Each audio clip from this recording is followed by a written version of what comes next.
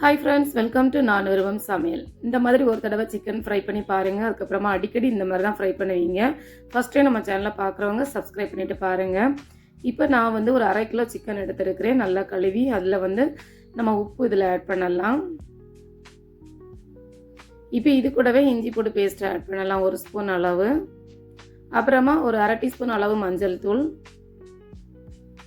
அப்புறமா Kashmiri chilli powder 1 teaspoon போடுறேன்.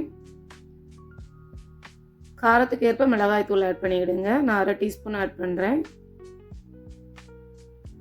அதுக்கப்புறமா மல்லித்தூள் அதுவும் 1/2 டீஸ்பூன் ஆட் பண்ணுறேன். நல்ல மிளகு தூள் இதுவும் ஒரு 1/2 டீஸ்பூன் ஆட் பண்ணுறேன். கரம் மசாலா இதுவும் 1/2 டீஸ்பூன் ஆட் பண்ணுறேன்.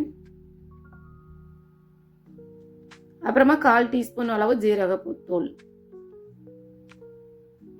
இப்போ இது கூடவே ஒரு 1/2 லெமன் அதை வந்து நான் இந்த மாதிரி ஜூஸ் எடுத்து விடுறேன். அப்புறமா ஒரே ஒரு ஏலக்காயை இந்த மாதிரி சிசர் வச்சு கட் பண்ணி போட்டுடுங்க. இல்லைன்னா இஞ்சி பூண்டு பேஸ்ட்டை கூட இடிச்சும் சேர்த்துக்கிடலாம். இப்போ இது கூடவே கொஞ்சமாக கருவேப்பிலை போட்டு நல்லா மிக்ஸ் பண்ணி விடுங்க. எல்லா சிக்கன்லேயும் இந்த மசாலா சேர்ந்து வரணும். ஒரு 5 மினிட்ஸாவது இது நல்லா மிக்ஸ் பண்ணுங்க பொறுமையாட்டு. இந்த மாதிரி செஞ்சு பாருங்கள், ரொம்ப டேஸ்ட்டாக இருக்கும், நல்லா சாஃப்டாக இருக்கும் உள்ள வந்து. இப்போ மூடி வச்சு ஒரு 1/2 அன் ஹவர் அப்படியே விட்டுருங்க. அதுக்கப்புறமா இப்போ நான் கடாயில் ஆயில் விட்டுருக்கிறேன் சிக்கன். அதுக்கப்புறமா நம்ம மசாலா போட்டு வச்சுருந்தாலும் அந்த சிக்கனை எடுத்து நம்ம இந்த மாதிரி ஃப்ரை பண்ணி எடுக்கலாம்.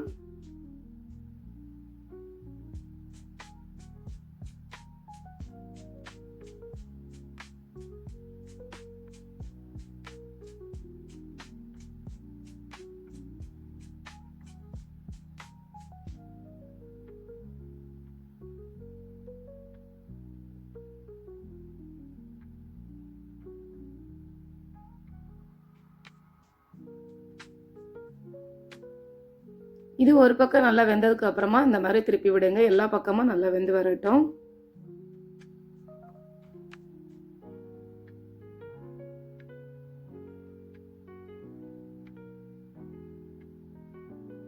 நீங்களும் இது மாதிரி 1 டைம் ட்ரை பண்ணி பாருங்க, கமெண்ட் பண்ணுங்க. இப்போ நமக்கு ரெடி ஆயிட்டு நம்ம எடுத்துடலாம். இப்போ நான் இன்னொரு பவுலில் ட்ரான்ஸ்ஃபர் பண்ணுறேன் பாருங்க. மறக்காம நம்ம சேனலை சப்ஸ்கிரைப் பண்ணுங்க, லைக் பண்ணுங்க, ஷேர் பண்ணுங்க. தேங்க்யூ.